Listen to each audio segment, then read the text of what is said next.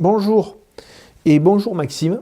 C'est donc la deuxième émission sur la vie de Georges Pompidou. Vous n'êtes pas obligé d'avoir vu la première émission pour comprendre celle-ci, mais c'est vrai que je vous encourage à aller la regarder.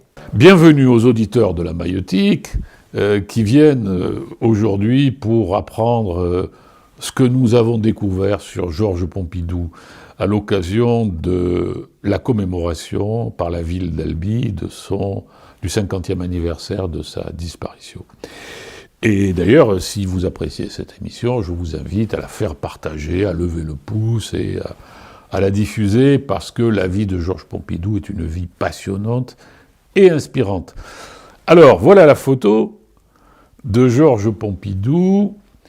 J'allais dire président de la République, mais je pense que cette photo a été prise, je sais où, elle a été prise à Cajarc, dans le Lot, devant sa maison. Vous ne le voyez pas parce que là, j'ai centré la photo sur son visage, avec la clope au bec, qui était vraiment sa caractéristique distinctive, toujours un peu en diagonale.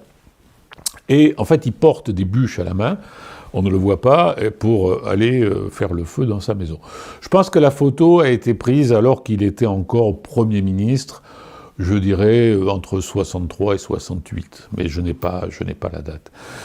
Bon, alors nous parlons peut-être maintenant Nous avons vu dans la première émission, que nos auditeurs pourront retrouver s'ils ne l'ont pas vu, comment le petit enfant Pompidou a été élevé à Albi par des parents instituteurs, devenus professeurs, dans le respect des valeurs de l'école et de la famille. Et comment il s'est élevé par l'éducation et devenu agrégé de lettres classiques et normalien. Et maintenant, ce que je voudrais montrer, c'est comment cette éducation a donné au président Pompidou ou au Premier ministre Pompidou une éthique, des valeurs dont il a hérité de ses parents. Car dans le fond, pour moi, les héros de cette histoire, ce sont ses parents. Et on peut le faire en prenant quelques exemples. Je vous laisse réagir. Joris, vous avez lu le livre d'Éric Roussel, Georges Pompidou, peut-être que ça suscite des réactions de votre part, et je reviendrai sur cette éthique. Oui, donc Georges Pompidou, à cette période de sa vie, il monte sur Paris et il est très impressionné. Il est très impressionné par l'image qu'il a de la capitale et de ses habitants. Même s'il est très doué, il me semble qu'il était inquiet de ne pas être à la hauteur. Mais rapidement, il s'adapte très bien. Non, mais vous avez dit l'essentiel. C'est un petit provincial qui s'est élevé par le travail et par l'étude, encadré par des parents instituteurs devenus professeurs, et sa maman est malade. Et elle a la tuberculose, elle est très pudique, et elle ne se plaint pas, et j'ai une lettre que je ne lirai pas aujourd'hui, mais écrite à Louis le Grand, qui est consacrée, le début de la lettre et la conclusion est consacrée à sa maman, et il dit « Ne vous préoccupez pas de moi, préoccupez-vous de maman, faites tout pour qu'elle guérisse », enfin bon. Et j'ai envie peut-être de commencer par la fin. La mort du président Pompidou. 2 ans avant sa mort, un journaliste lui dit « Alors, monsieur le président, quelle est la qualité que vous aimez le plus chez vous ?» Alors Pompidou regardait les gens avec ses sourcils très épais, je pense qu'on l'a vu là, et il avait des yeux qui étaient bleu-gris, et son regard était toujours teinté de bienveillance et d'ironie. Alors l'ironie, c'est « on ne me la fait pas », je sais à peu près tout, je vous dirai pas tout ce que je sais, et la bienveillance, c'est qu'il était réellement bienveillant. Alors il répond « la pudeur ». Ce qui était aussi une manière de dire aux journalistes « je ne vais pas vous parler de moi ». Mais la pudeur, c'était aussi la qualité que sa maman lui avait apprise au travers de sa maladie. Elle ne pouvait plus enseigner, c'était une enseignante de sciences au collège à Albi.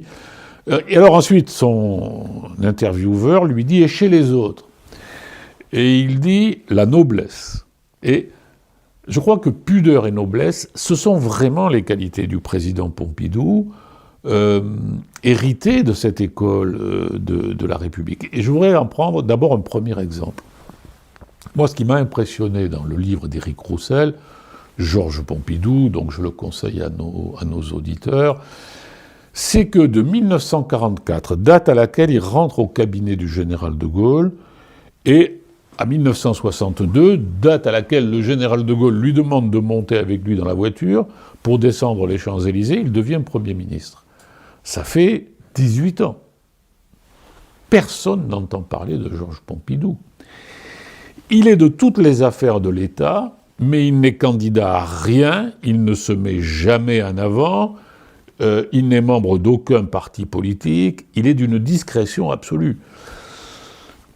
Ça, c'est impressionnant, parce que c'est vraiment les qualités de ses parents, ou les qualités de l'éthique républicaine. Il a la passion de servir, il a évidemment une admiration profonde et un amour pour le général de Gaulle, mais vous savez, personne ne sait qu'en 1950, personne ne peut parier en 1950 que le général, ou même en 1955, que le général de Gaulle va revenir au pouvoir. Et Pompidou continue à travailler avec le général de Gaulle parce que c'est sa manière à lui de servir discrètement. Alors, il entre au général de Gaulle parce qu'il s'ennuie un peu au lycée Henri IV.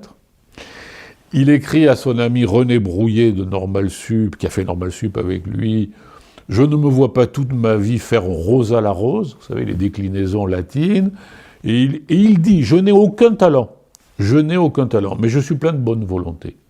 Est-ce que tu peux me faire rentrer au cabinet ?» Et il rentre au cabinet, il s'occupe de dossiers, divers dossiers, l'éducation notamment, et le général de Gaulle, qui n'a jamais dit qu'il cherchait un agrégé sachant écrire, cette phrase a été inventée, mais elle montre quand même indirectement que le général de Gaulle a été impressionné par la qualité de son écriture, par la qualité de ses conclusions, par ses qualités de jugement, son bon sens et sa discrétion. Alors après, il en a fait un conseiller d'État, parce qu'il fallait bien qu'il ait un salaire, puis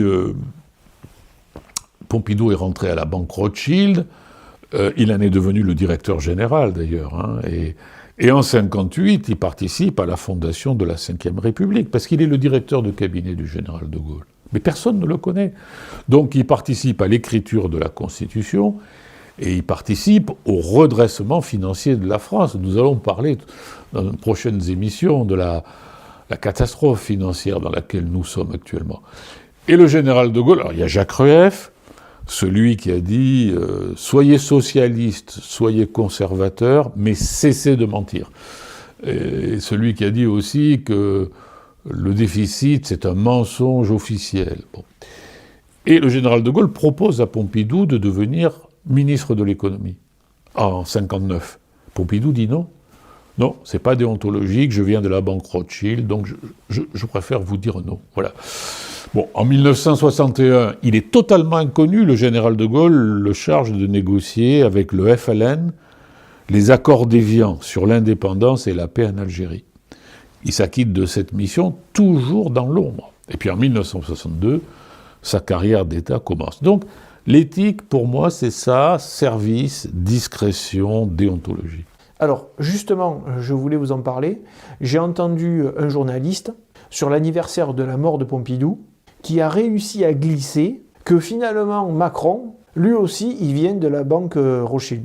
Oui, alors, la comparaison s'arrête là, parce que Macron, que faisait-il à la Banque Rothschild ? Il faisait des fusions-acquisitions, c'est-à-dire c'était un conseiller qui mettait en place des affaires.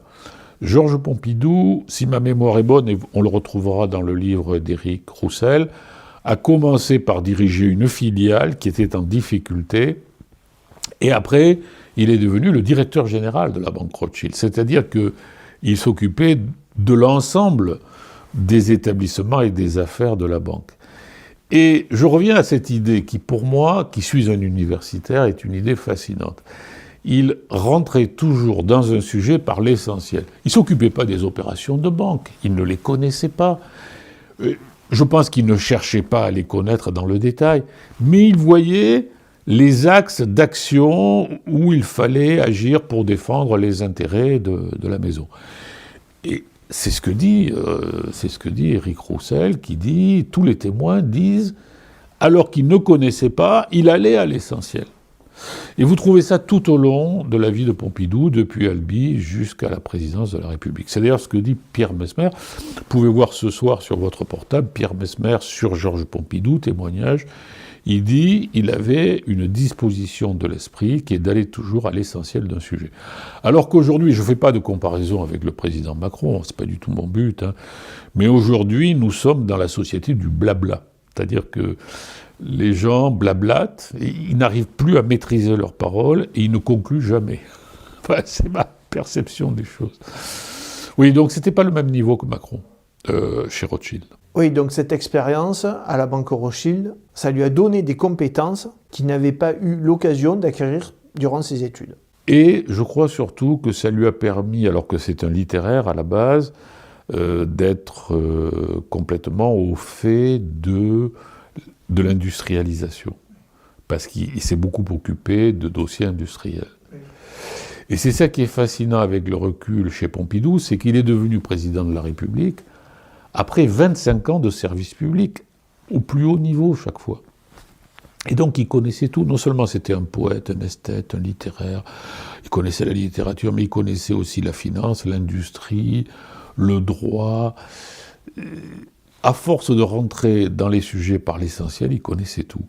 Et ça, mon cher Joris, c'est quand même l'école qui a fait ça au départ. C'est ça que j'essaye d'exprimer, je ne sais pas si j'y parviens, c'est bien l'école quand même. Parce que comme vous dites, c'est un enfant du peuple, je ne suis même pas sûr qu'il soit surdoué, enfin il l'est peut-être un peu, mais c'est le travail, quoi. C'est ce que vous appelez les rails tout à l'heure. Hein. Bon.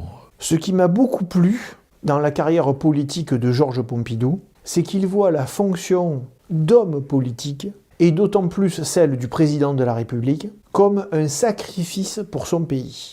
De la même manière qu'un militaire est prêt en partant en mission à se sacrifier pour son pays.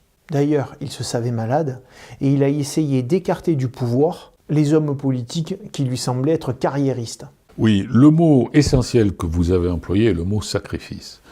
Et j'aime beaucoup ce mot parce qu'il est d'origine chrétienne et que le général de Gaulle l'employait dans le sens où il estimait que le pouvoir, ce qu'on appelle le pouvoir, moi je préfère la notion de responsabilité que de pouvoir, c'est un exercice sacrificiel qui demande qu'on se sacrifie pour une cause plus grande que soi. Et Pompidou s'inscrivait tout à fait dans cette logique sacrificielle. On va parler de sa mort, mais je pense qu'on aura l'occasion peut-être d'en reparler avec son ancien collaborateur, Jacques Godefroy, dont vous avez fait la connaissance l'autre jour et que nous irons peut-être interroger à Saint-Afrique, qui n'est pas très loin d'ici, souligne qu'il recherchait toujours des gens désintéressés. Et on l'a dans le livre d'Éric Roussel, lui-même était désintéressé et recherchait des collaborateurs désintéressés. Alors c'est ce qui fait que il a appris en 1972 qu'il était atteint de la maladie de Waldenstrom, qui est une maladie incurable, qui est une sorte de cancer du sang. Cette maladie s'était manifestée depuis 1969, mais il ne pensait pas que c'était grave. Bon. Et le professeur Vignalou du Val-de-Grâce lui a dit « L'espérance de vie est incertaine, mais plus vous vous reposerez, plus vous aurez d'espérance de vie. » Il a refusé de se reposer. Et il aurait pu démissionner pour convenance personnelle. Mais il a dit à Vignalou, on ne peut pas démissionner pour convenance personnelle. Ça ne se fait pas. Et donc, je pense qu'il est mort en service, en réalité. Hein. Il est mort en service. Oui, parce que c'est ce qui nous manque aujourd'hui. Pour beaucoup d'hommes politiques, leur parti, c'est un fonds de commerce. Bon, aucun commentaire sur Emmanuel Macron. De ce point de vue-là, je pense qu'il n'y a pas de reproche à lui faire, d'ailleurs. Mais le jeu politique, aujourd'hui, est à des années-lumière de Pompidou, quoi. Puisqu'en fait, d'ailleurs les commentaires des médias aussi, c'est la course des petits chevaux, la course des places, et tout ça n'a aucun intérêt d'ailleurs, hein, absolument aucun intérêt.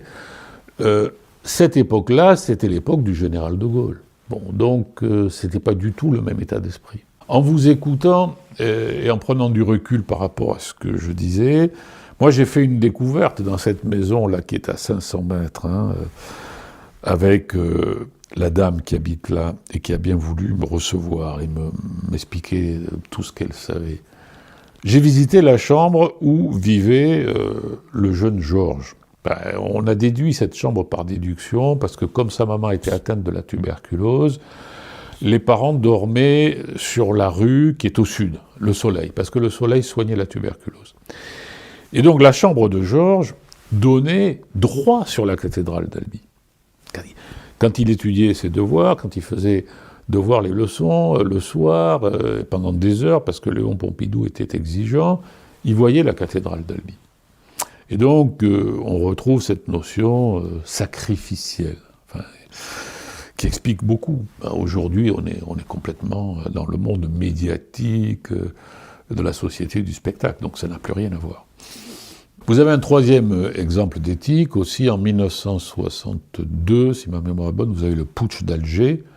Le général de Gaulle parle d'un carteron de généraux en retraite et qui sont en situation d'insubordination.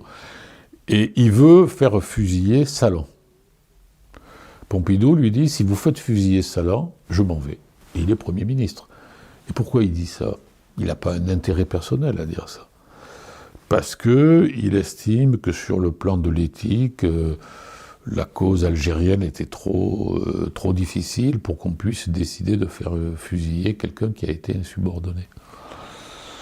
Et de Gaulle l'a écouté. Donc c'est aussi de l'éthique. Super Maxime, merci, c'était vraiment un bon moment.